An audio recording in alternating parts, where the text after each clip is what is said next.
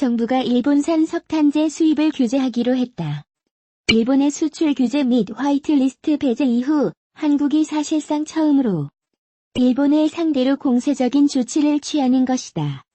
정부는 석탄재를 포함한 일본산 폐기물 수입에 대한 검사 강화를 곧 시행할 예정이다.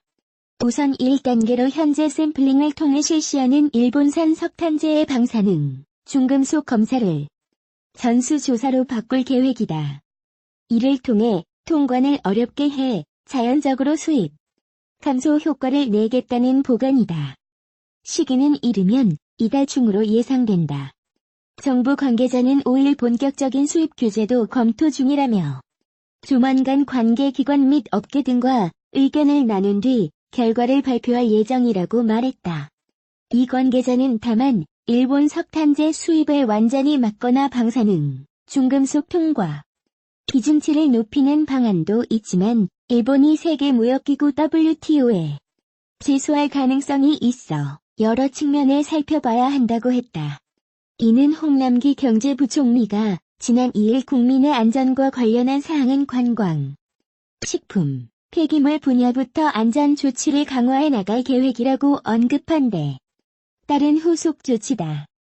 화력발전소에서 태우고 남은 석탄재는 일본에서 한국으로 넘어와 시멘트 원료로 쓰인다. 지금까지 한국은 일본의 수출 규제 조치 이후 산업 경쟁력 강화 및 연구개발 R&D 확충, 피해기업 지원 등 수세적인 대책만 내놨다. 하지만 석탄재 등 폐기물 수입을 규제한다는 것은 처음으로 한국이 한일 무역전쟁에서 적극적인 공세를 취한다는 의미가 있다. 또 대외적으로 후쿠시마 원전 사고 이후 여전히 문제가 되고 있는 일본의 방사능 실태를 전 세계에 알릴 수 있다는 효과도 있다. 아울러 국내산 석탄재를 놔두고 왜 굳이 일본산 석탄재를 수입해서 쓰냐는 여론의 비난도 피할 수 있다. 실제 한국은 지난 10년간 석탄재를 일본으로부터 총 1200만 톤이나 들여왔다. 수입량도 매년 급증하고 있다.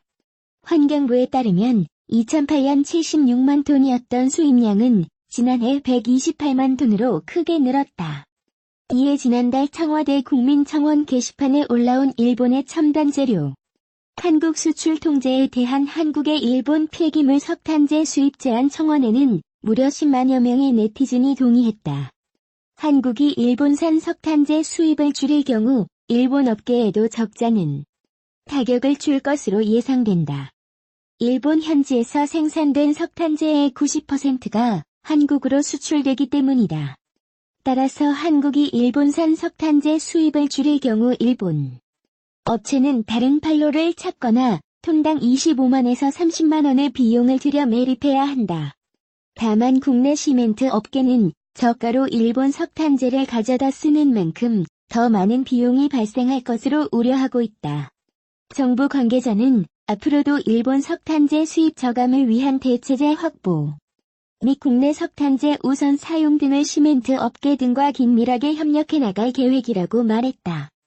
김상조 청와대 정책실장이 오는 8일을 전후로 삼성, 현대차, SK, LG, 롯데 등 5대 그룹 CEO를 만나 일본의 수출 규제 조치에 대한 대응 방안을 논의한다고 5일 밝혔다. 지난 2일 일본이 한국을 화이트리스트에서 제외하며 추가 경제 보복을 감행하자 청와대와 정부도 역시 기업과의 소통을 늘리며 대책 마련에 힘쓰는 모양새다. 김 실장은 이날 오전 춘추관에서 기자들과 만나 이번 사태와 관련해서 주요 기업과의 상시적 소통 채널을 열고 유지하면서 협의를 하겠다고 이미 말씀드렸다며 이같이 말했다. 김 실장은 5대 그룹의 부회장급 인사를 만날 것으로 알려졌다. 회동 날짜로는 8일이 거론되고 있지만 김 실장은 날짜는 유동적이라고 설명했다. 일본의 화이트리스트 배제 조치 대응을 위한 청와대 상황반장을 맡고 있는 김 실장은 지난 6월 30일 일본 산케이 신문이 일본 정부가 반도체 핵심 소재에 대한 대한국 수출 규제에 나설 것이라고 보도한 이후부터 5대 그룹 부회장과 상시 소통하고 있다고 말했다. 김 실장은 그동안 알려지지 않았을 뿐 5대 그룹 부회장들과 이미 다 만났고 전화도 수시로 한다며 기업과 상시적으로 소통 채널을 열고 협의를 해왔으며 앞으로도 그렇게 하겠다고 밝혔다. 앞서 청와대에서는 5대 그룹 측의 일본의 화이트리스트 배제 결정이 2일에 이뤄질 가능성이 크며 정부도 대책을 마련하겠다는 점 등을 미리 알린 것으로 전해졌다. 마이크 폼페이오 미국 국무장관이 대한국 수출 규제 조치에 대한 일본 측 입장에 이해를 표명했다고 NHK가 5일 보도했다. NHK에 따르면 폼페이오 장관은 태국 방콕에서 한미일 외교장관 회담 전날인 지난 1일 현지 시간 고노타로 하야테낭 일본 외무장관과 통역만 회석한 가운데 따로 단시간 회동을 가졌다.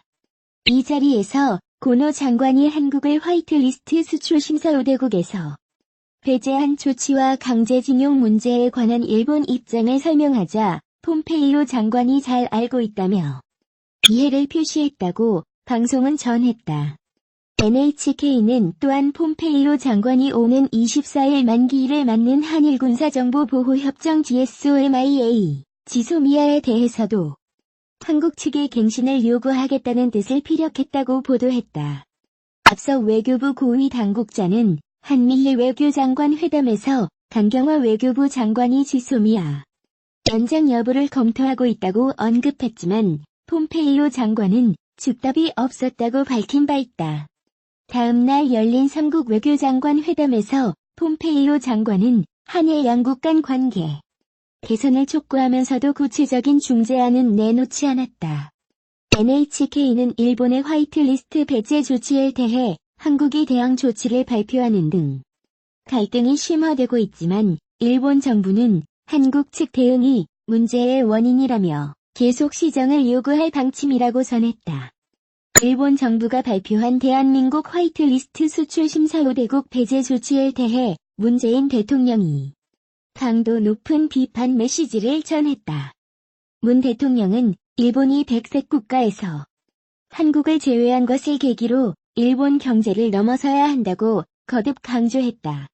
문 대통령은 5일 오후 청와대에서 열린 수석보좌관 회의에서 일본의 무역 보복에 대해 이번 일을 냉정하게 우리 자신을 돌아보고 대한민국을 새롭게 도약시키는 계기로 삼아야 한다며 일본의 무역 보복을 극복하는 데에만 그치지 않고 일본 경제를 넘어설 더 큰 암흑과 비상한 각오가 필요하다고 밝혔다. 이어 문 대통령은 부품 소재 산업의 경쟁력을 획기적으로 높이는 것과 함께 경제 전반의 활력을 되살리는 폭넓은 경제 정책을 병행해 나아가야 한다며 일본은 결코 우리 경제의 도약을 막을 수 없다. 오히려 경제 강국으로 가기 위한 우리의 의지를 더 키워주는 자극제가 될 것이라고 강조했다. 그는 당장 이번 추경에 이어 내년도 예산 편성에서부터 그와 같은 정부의 정책 의지를 충분하게 반영해주기 바란다며 또한 우리 경제의 가장 큰 장점인 역동성을 되살리고 더욱 키워야 한다고 당부했다. 특히 문 대통령은 한반도 평화 체제를 강조하고 남북한 강경제 협력의 의미에 대해서도 설명했다. 그는 이번 일을 겪으면서 우리는 평화 경제의 절실함을 다시 한번 확인할 수 있었다며 일본 경제가 우리 경제보다 우위에 있는 것은 경제 규모와 내수 시장인데 남북 간의 경제 협력으로 평화 경제가 실현된다면 우리는 단숨에 일본 경제의 우위를 따라잡을 수 있다고 말했다. 그러면서 문 대통령은 평화 경제는 남북 관계와 북미 관계에 굴곡 있다 해서 쉽게 비관하거나 포기할 일이 아니다며 평화 경제야말로 세계 어느 나라도 가질 수 없는 우리만의 미래라는 확신을 가지고 남과 북이 함께 노력해 나갈 때 비핵화와 함께하는 한반도의 평화와 그 토대 위에 공동 번영을 이룰 수 있을 것이라고 덧붙였다. 일본 정부에 대해서도 강도 높은 비판도 이어갔다. 문 대통령은 일본 정부는 그간 아픈 과거를 딛고 후회 협력적 한일 관계를 발전시켜온 양국민에게 큰 상처를 주고 있다며 과거를 기억하지 않는 나라 일본이라는 비판도 일본 정부가 스스로 만들고 있다고 지적했다. 그러면서 일본이 자유무역 질서를 훼손하는 것에 대한 국제사회의 비판도 매우 크다며 일본은 경제력만으로 세계의 지도적 위치에 설 수 없다는 점을 깨달아야 할 것이라고 경고했다. 다음은 문재인 대통령 수보회의 모두 발언 전문. 일본의 무역 보복에 대해 정부와 기업과 국민이 한마음으로 대응해주고 계신 것에 감사드립니다. 우리는 이번 일을 냉정하게 우리 자신을 돌아보고 대한민국을 새롭게 도약시키는 계기로 삼아야 합니다. 일본의 무역 보복을 극복하는 데에만 그치지 않고 일본 경제에 넘어설 더 큰 암흑과 비상한 각오가 필요합니다. 부품 소재 산업의 경쟁력을 획기적 높이는 것과 함께 경제 전반의 활력을 되살리는 폭넓은 경제 정책을 병행해 나아가야 하겠습니다. 당장 이번 추경에 이어 내년도 예산 편성에서부터 그와 같은 정부의 정책 의지를 충분하게 반영해주기 바랍니다. 또한 우리 경제의 가장 큰 장점인 역동성을 되살리고 더욱 키워야 합니다. 이미 우리나라는 세계 수준의 최고 정보통신 기술을 갖춘 IT 강국이며 혁신 역량에 있어서도 세계적으로 높은 평가를 받고 있습니다. 제2벤처 붐 조상으로 혁신 창업의 가속도가 붙고 있고 세계 최초로 오지 상용화를 이뤄냈습니다. 우리가 미래 먹거리로 삼을 시스템 반도체, 전기차와 수소차, 바이오 헬스 등 신산업 분야도 괄목할 만한 성장을 보이고 있습니다.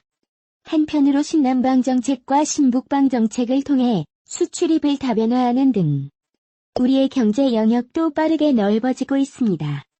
이와 같이 혁신 성장에 박차를 가하고 우리 경제의 외연을 넓히는 것이 근본적인 해결책이라고 믿습니다. 일본은 결코 우리 경제의 도약을 막을 수 없습니다.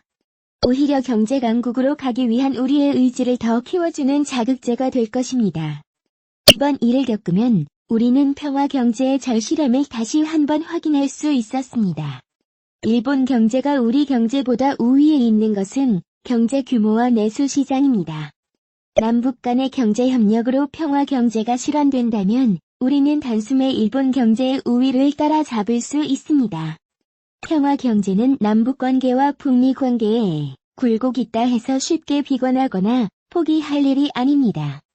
긴 세월의 대립과 불신이 있었던 만큼 끈질긴 의지를 가지고 서로 신뢰를 회복해 나아가야 가능한 일입니다. 평화 경제야말로 세계 어느 나라도 가질 수 없는 우리만의 미래라는 확신을 가지고 남과 북이 함께 노력해 나갈 때 비핵화와 함께하는 한반도의 평화와 그 토대 위에 공동 번영을 이룰 수 있을 것입니다. 일본 정부는 그간 아픈 과거를 딛고 후회 협력적 한일 관계를 발전시켜온 양 국민에게 큰 상처를 주고 있습니다. 과거를 기억하지 않는 나라 일본이라는 비판도 일본 정부가 스스로 만들고 있습니다. 일본이 자유무역 질서를 훼손하는 것에 대한 국제사회의 비판도 매우 큽니다. 일본은 경제력만으로 세계의 지도적 위치에 설 수 없다는 점을 깨달아야 할 것입니다. 우리는 경제 강국으로 가기 위한 다짐을 새롭게 하면서도 민주인권의 가치를 가장 소중히 여기며 자유롭고 공정한 경제, 평화와 협력의 질서를 일관되게 추구할 것입니다. 한반도 평화 질서를 주도적으로 개척하며 국제 무대에서 공존, 공영과 호혜 협력의 정신을 올곧게 실천해 나갈 것입니다. 국제사회의 책임있는 일원으로서 인류 보편의 가치와 국제 규범을 지켜나갈 것입니다. 대한민국은 도덕적 우위를 바탕으로 성숙한 민주주의 위의 평화국가와 문화강국의 위상을 드높이고 경제강국으로서 새로운 미래를 열어나갈 것입니다. 우리 정부는 담대한 목표와 역사적 소명의식을 가지고 임하겠습니다. 국민들께서도 자부심과 자신감을 가지고 승리하는 대한민국의 미래를 여는데 함께 해주시기 바랍니다. 김 실장이 5대 그룹 인사들과의 회동을 추진함에 따라 일각에서는 문재인 대통령이 직접 기업 총수를 만날 수 있다는 관측도 제기된다.